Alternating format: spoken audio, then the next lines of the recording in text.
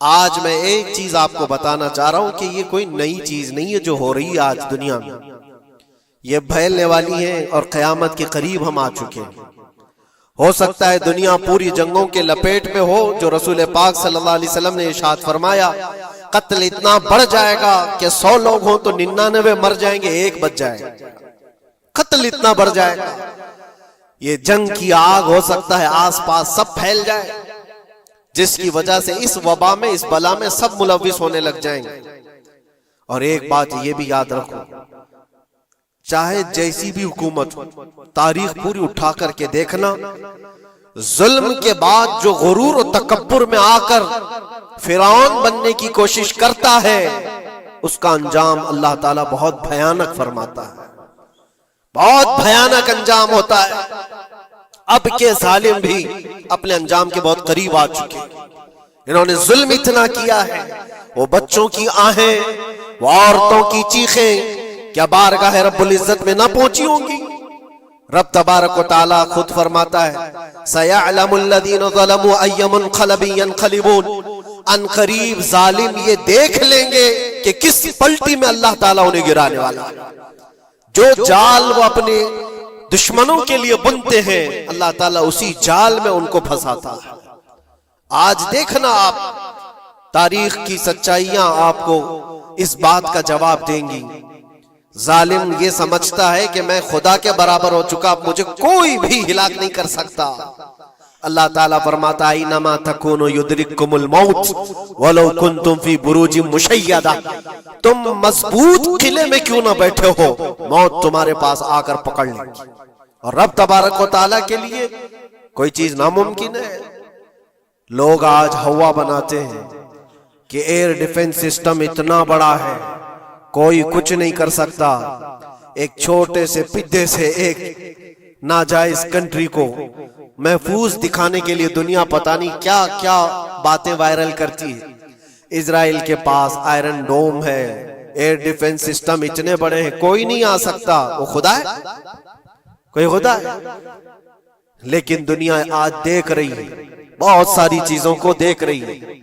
مجھے یہاں پر کسی کے سلسلے میں نہیں کہنا، لیکن ایک بات کہنا ہے کہ نشہ میں چور، گھمنڈ میں چور جو بندہ ہوتا ہے، اللہ تعالیٰ کبھی اس کو مچھر سے بھی ہلاک کرتا ہے۔ بہت بڑی طاقت کا اس سے مقابلہ ہونا ضروری نہیں، تمہارے پاس ہوگا بہت بڑا سسٹم، لیکن رب تبارک و تعالیٰ جب انتقام لے لے تو پھر تمہارے لیے بہت بڑی طاقتوں کی ضرورت نہیں۔ آپ کو میں تاریخ بتاؤں، عراق میں نمرود ایک زمانے میں اس طرح کی حرکت کیا تھا کہ اس نے بہت بڑی عمارت بنائی تھی، اور اس کے مطابق بات یہ تھی کہ وہ 1000 لوگوں سے تنہا لڑ سکتا تھا، اتنی اس کی طاقت تھی۔ شیر سے خود مقابلہ کرتا تھا، کبھی ڈرتا نہیں تھا۔ نمرود کی طاقت مشہور تھی اس زمانے میں، اور سارے لوگ اس کی طاقت کا لوہا مانتے تھے، حتیٰ کہ وہ کبھی اپنی زندگی میں بیمار نہیں ہوا تھا۔ آدمی جب بیمار نہیں ہوتا تو اس کا غرور بڑھ جاتا ہے، سوچتا ہے مجھے کچھ ہو نہیں سکتا۔ نمرود نے اس کے بعد یہ دیکھا ساری دنیا میرے قبضے میں ہے، طاقت و دولت کے ذخیرے سب اس کے پاس سے، لیکن ایک چیز نہیں تھی، موت پر کنٹرول۔ اس کو کیسے کیا جائے کنٹرول؟ یعنی مرنے سے بچ تو نہیں پائے گا، یہ کنٹرولنگ پاور بھی ہمارے پاس ہونا چاہیے۔ اس نے ایک بہت بڑی عمارت بنائی، کہا کہ خدا آسمانوں میں ہوتا ہے، ہم اتنی بڑی عمارت بنائیں گے کہ ان عمارتوں پر چڑھ کر خدا کو للکاریں گے۔ آجا میں مقابلہ کرتا ہوں، اور مقابلہ کر کے میں خدا کو گرا دوں گا کسی بھی طرح سے۔ اگر مجھ سے نہ ہو سکے تو پوری فوج کو تیار کروں گا، خدا سے لڑائی لڑ کر کے ایک بار وہ موت اور حیات کا پاور اپنے ہاتھ میں لے لیں گے، پھر ہم کو جب تک چاہے جینا ہے۔ کہاں کی خام خیالی! لیکن اس نے بنایا، پوری دنیا بھر سے لوگوں کو جمع کیا، سب کی زبان ایک بنایا، سب کی کرنسی ایک بنایا، ساری اس پوری دنیا کے لوگ اس کی فوج میں، سب کو یہ باور کرانا شروع کیا کہ ہماری لڑائی ہے دنیا سے نہیں، ہماری لڑائی کریٹر سے، خالق سے۔ ہم اس سے پاور چھین لیں گے ایک بار، اور پھر اپنے ہاتھ میں موت و حیات کا کنٹرول رکھیں گے، جس کو جتنی لمبی عمر چاہیے میں دوں گا۔ جس کو جب تک جینا ہے میں دوں گا، ازل سے لے کر ابد تک یہ سارے خیالات اس کے تھے، اور اس نے جمع کیا، عمارت بھی بنایا، فوج بھی تیار کیا۔ کیا رب تبارک و تعالیٰ یہ نہیں دیکھ رہا تھا؟ اس کی تیاری، اس کا جمع کرنا، اس کی عمارت بنانا، بہت دنوں تک یہ سب کام چلتا رہا۔ رب تبارک و تعالیٰ کسی سے غافل نہیں، دلوں میں گزرنے والے حالات سے بھی بے خبر نہیں، لیکن بندے کو رب تبارک و تعالیٰ ڈھیل دیتا ہے۔ قرآن میں رب تعالیٰ فرماتا ہے وَلَا يَحْسَبَنَّ الَّذِينَ كَفَرُوا أَنَّمَا نُمْلِي لَهُمْ خَيْرٌ لِأَنفُسِهِمْ إِنَّمَا نُمْلِي لَهُمْ لِيَزْدَادُوا إِثْمًا۔ کافر جو ان کو ڈھیل ملی ہے یہ نہ سمجھیں کہ ہم نے جو ان کو چھوڑ رکھا ہے ان کے لیے بہتر ہے، بلکہ اس لیے ہم چھوڑ رکھیں کہ وہ اور زیادہ کریں، اور زیادہ کریں، لیزدادوا اثما ولہم عذاب مہین، پھر ہم ذلت والا عذاب انہیں دینے والے ہیں۔ یہ مت سمجھ لو کہ رب تبارک و تعالیٰ ان سب چیزوں سے بے خبر ہے۔ نمرود اتنا سب کرتا رہا، اللہ نے اس کو چھوڑ رکھا، بنا لے لمبی عمارت، بنا فوج بھی بنا لی، ساری چیزیں بنا لیا، مقابلے کے لیے اس نے دن بھی طے کر لیا۔ اس کے بعد اس کو خدا سے لڑائی لڑنی تھی، کہاں خدا تک پہنچنے کی بات، لیکن بندہ جب غرور و تکبر میں آتا ہے تو وہاں تک بھی سوچتا ہے، اسے موت پر کنٹرول حاصل کرنا تھا، بس یہ ایک چیز تھی۔ پھر جب وہ دن آیا، کتابوں میں ملتا ہے اللہ تبارک و تعالیٰ نے فرشتے اس کی جو تعداد ہے اس کا کسی کو علم نہیں۔ بارش کے جتنے قطرات گرتے ہیں نا، ایک ایک فرشتہ بوند لا کر رکھتا ہے۔ اب آپ اندازہ کر سکتے ہیں فرشتوں کی تعداد کتنی ہو سکتی۔ اس میں جو بڑے فرشتے ہیں وہ جبرائیل، میکائیل، اسرافیل اور اسرائیل علیہم السلام، جو سردار ملائکہ ہیں، فرشتے ہیں، ان کے اپنے اپنے کام ہیں، بہت پاورفل فرشتے ہیں۔ ان کی بات نہیں کر رہا، کسی ایک عام فرشتے کو رب تبارک و تعالیٰ نے بلایا اور فرمایا جاؤ زمین پر، ہمارے ایک بندے نے ہم سے لڑائی کا ارادہ کر لیا، اس کی طاقت و قوت اور اس کی جمع شدہ ساری چیزوں کو دیکھ کر کے آؤ۔ وہ فرشتہ زمین پر آیا، جس جگہ پر اس نے یہ سب جمع کیا تھا، فرشتہ اتر کر صرف اپنے پیر ہلایا تھا، پوری عمارت بھسم ہو گئی، کچھ نہیں کیا تھا، اس کی بنائی ہوئی عمارت بھسم ہو گئی۔ جتنی فوج جمع کیا تھا سب کیڑے مکوڑوں کی طرح مر گئے، اور سب کی زبانیں مختلف ہو گئی، کوئی ایک دوسرے کو پہچان نہیں پا رہا۔ یہ منٹوں کی بھی بات نہیں تھی، سیکنڈوں کی بات تھی۔ فرشتہ واپس چلا گیا، نمرود کا زوال ہو گیا، ختم ہو گیا۔ یہ تاریخ کی ایک بات ہے، اور یہ روایت ہم اپنی کتابوں میں نہیں رکھتے، یہ روایت یہودیوں کی کتابوں سے ہی ہے۔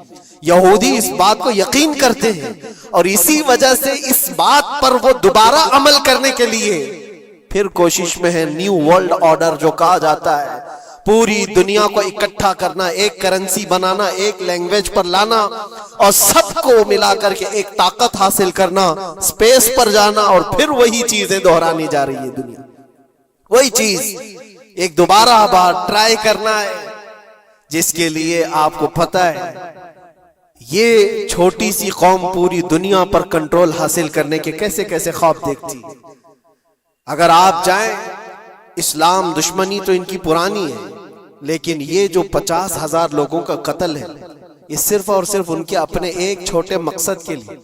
ہو سکتا ہے بہت ساری باتیں ہوں، غزہ پٹی ایک ہی علاقہ بچا ہوا ہے فلسطین کا، باقی سب تو یہ قبضہ کر چکے 1947 کے بعد، 48 کے بعد۔ چھوٹا سا حصہ جو باقی غزہ پٹی، جس کی 20 لاکھ کی آبادی، اس علاقے پر اتنی زیادہ کیوں کرورتا ہے؟ کیوں؟ باقی سب جگہ پر، اور بھی دیگر جگہ پر، یروشلم میں، ویسٹ بینک میں، کئی جگہوں پر مسلمان آباد ہیں۔ یہ غزہ کے لیے کیوں اس قدر سختیاں ہیں؟ دنیا کو بتانے کے لیے تو یہ ایک آتنکواد جماعت ہے حماس، جس کا مقابلہ کرنے کے لیے ہم یہ حملے کر رہے ہیں، لیکن آج تک یہ دنیا کو بتا نہیں سکے کتنے حماسیوں کو قتل کیا، کتنے حماس کے لوگ پکڑے گئے، کتنوں کو مارا گیا، چند ہوں گے، لیکن اس کے بدلے میں جو بھاری قیمت چکائی ہو غزہ کے نہتے لوگوں نے، 50,000 لوگوں کا قتل، یہ تو ریکارڈ پہ دکھ رہا ہے، باقی اللہ عالم۔ باقی کتنے ہیں جن کی تعداد مل نہ سکی ہو؟ بعض دانشوروں نے یہ بھی بتایا اس کو صرف اور صرف ایک کینل بنانا ہے جو دنیا کی ٹریڈنگ پر قبضہ حاصل کرنے کے لیے. جو سوئس کینال ہے ایجپٹ کا، جس سے میڈیٹرینین سی سے لے کر کے گزرتے ہیں، دو سمندروں کو جوڑنے کے لیے ایک کینل ہے مصر میں، ایجپٹ میں، جہاں سے ایجپٹ ہر گزرنے والے جہاز سے ٹیکس لیتا ہے، ہر گزرنے والے جہاز سے ایک بھاری قیمت لیتا ہے، جس سے ٹریڈنگ پر اثر بھی رہتا ہے. اور جب وہ چاہے بند کرے، 2 مرتبہ اس نے بند بھی کیا تھا تاریخ میں 1950 کے وقت. اور یہ خواب دیکھتا ہے اسرائیل کہ ہم اپنی ہی جگہ سے ایک کینل بنا لیں تقریباً 300 کلومیٹر، جس کے لیے اس کو غزہ حاصل کرنا بہت ضروری ہے. یہ بعض لوگوں کی اپنی تحقیق ہے. تو کیا کوئی اپنے مفاد کا حاصل کرنے کے لیے 50,000 لوگوں کا قتل کر سکتا ہے؟ دنیا کو یہ بھیانک چہرہ بھی تو معلوم ہونا چاہیے. اگر ان کو کوئی راستہ بنانا ہے تو اس کے لیے انسانیت کا قتل کرنا. میں آپ کو ایک بات عرض کیے دیتا ہوں، قرآن پاک نے جو فرمایا وہ حق ہے، 100% حق ہے.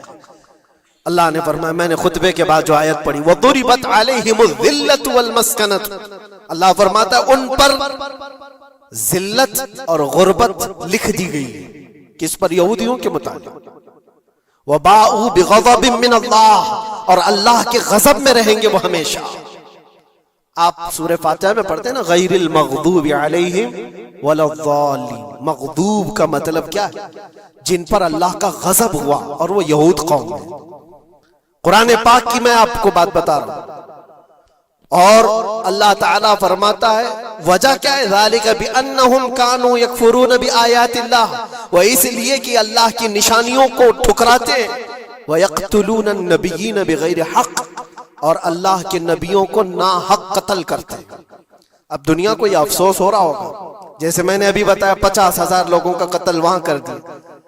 ایران میں گھس گیا، شام میں گھس گیا، لبنان میں گھس گیا، ہر جگہ مار مار مار اور لوگوں کا قتل. میرے عزیزو، یہ تو عام لوگوں کا قتل ہے.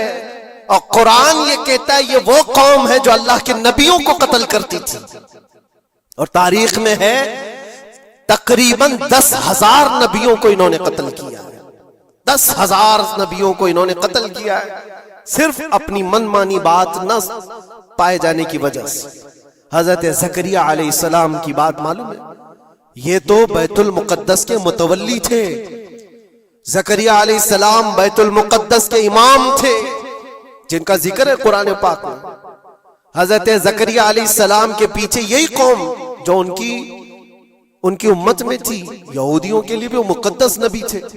لیکن ان ظالموں نے حضرت زکریا علیہ السلام کو دشمنی میں رکھ کر کے ایسا قتل کیا تھا. اللہ اکبر. زکریا علیہ السلام ان سے بھاگ کر کے نکلے تھے اور ایک درخت کو جا کر کہا، اے درخت کھل جا، میں تجھ میں آتا ہوں. درخت کھل گیا، حضرت زکریا علیہ السلام اس میں اندر چلے گئے، درخت پھر بند ہوا. تاریخ میں موجود ہے. ابلیس لعین نے، شیطان مردود نے یہودیوں کو راستہ بھی بتایا اور درخت بھی بتایا کہ اس کے اندر زکریا چھپے ہوئے، اس کے اندر زکریا ہے. یہودیوں نے تیز آری لے کر کے درخت کو اوپر سے کاٹنا شروع کیا کہ درخت کے 2 ٹکڑے ہوں گے تو زکریا علیہ السلام تک بھی پہنچ جائیں. انہوں نے آری سے کاٹتے کاٹتے کاٹتے ان کے سر تک پہنچا دیا. اور جب حضرت زکریا علیہ السلام کو اپنے سر کے اوپر سے کٹنے کی آواز آنے لگی تو اب سوچا کہ اب یہ آری سے پورا کٹ جائے گا. اللہ تعالیٰ کی طرف سے ندا آئی، اے زکریا صبر کر لو، اگر تم اس پر آواز نکالو گے تو صبر والوں میں سے تمہارا نام نکل جائے گا. یہاں تک کہ تاریخ میں ہے وہ یہودیوں نے آری سے کاٹتے کاٹتے حضرت زکریا علیہ السلام کے سر کو چیر دیا اور جسم کے 2 ٹکڑے ہو گئے. اللہ کے نبی خاموش رہے، صبر کر کے رہ گئے. ان کے بیٹے یحییٰ علیہ السلام نے یہودیوں کے ایک گورنر یا بادشاہ کو یہ کہا تھا کہ ایک نکاح میں 2 بہنوں کو رکھنا جائز نہیں. اس نے 2 بہنیں ایک ساتھ اپنی زوجیت میں رکھا تھا. صرف اتنی بات پر حضرت یحییٰ علیہ السلام صرف 33 سال کے جوان تھے. اس یہودی ظالم نے یحییٰ علیہ السلام کے سر کو کاٹ کر کے برتن میں لا کر ناشتے میں رکھا تھا. اللہ کے نبی کی بات کر رہا ہوں، اللہ کے نبی کے سر کو کاٹ کر تشت پہ رکھا تھا، لیکن تاریخ کی سچائیاں بتاتی ہیں کہ وہ کٹے ہوئے سر سے یحییٰ علیہ السلام بولتے تھے، اے ظالم اب بھی میں کہتا ہوں ایک نکاح میں دو بہنوں کو رکھنا حرام ہے، حرام ہے۔ یہ اللہ کے نبیوں کی زندگی میں بتا رہا ہوں جن کے ساتھ انہوں نے کی۔ عیسیٰ علیہ السلام، یہ پاگل عیسائی جو آج ان کی کپڑوں میں جا کر بیٹھے ہوئے ہوتے ہیں، جبکہ زندگی بھر یہ لڑتے رہے ہیں۔ قرآن بھی کہتا ہے وقالت اليہود لیست النصارى علی شیء وقالت النصارى لیست اليہود علی شیء، دونوں لڑتے تھے۔ یہودی کہتے عیسائی کوئی چیز ہی نہیں، عیسائی کہتے تھے یہودی کوئی چیز ہی نہیں۔ ان کی جنگیں اتنی خطرناک ہوئی، یہ سب لپا پوتی کر کے آج دکھاتے ہیں کہ ہم سب ایک ہیں۔ بہت گہری دشمنیاں ان کے درمیان تھی۔ عیسائیت، حضرت عیسیٰ علیہ السلام کو کیا کیا گیا؟ جب انہوں نے اپنے پیغامات پھیلائے تو عیسیٰ علیہ السلام کو بھی قتل کرنے کا منصوبہ یہودیوں نے بنایا تھا، اور پورے لوگ آ کر حضرت عیسیٰ علیہ السلام کے گھر کو گھیراؤ کر لیے۔ عیسیٰ علیہ السلام کو اس رات اللہ تعالیٰ نے آسمانوں پر اٹھا لیا، اور ایک یہودی کو اندر دیکھنے کے لیے بھیجا تھا یہودیوں نے کہ جا کے دیکھو عیسیٰ ہے کہ نہیں۔ تو اللہ تعالیٰ نے وہ آئے ہوئے یہودی کو عیسیٰ علیہ السلام کی شکل دے دی، عیسیٰ علیہ السلام کو اٹھا لیا۔ یہودی جو باہر کھڑے منتظر تھے، ہمارا آدمی اندر گیا ہے دیکھنے کے لیے، مارنے کے لیے، قتل کرنے کے لیے، ابھی تک آیا نہیں، تو سب کے سب اندر گھس گئے۔ دیکھا وہ آدمی بیٹھا ہوا ہے، اسی کو پکڑ کر لا کر سولی پر چڑھا دیا عیسیٰ سمجھ کر کے۔ لیکن اتفاق یہ ہے کہ اس کو پوری شکل نہیں دی گئی تھی، آدھی شکل عیسیٰ علیہ السلام کی تھی اور آدھی اس کی خود کی تھی۔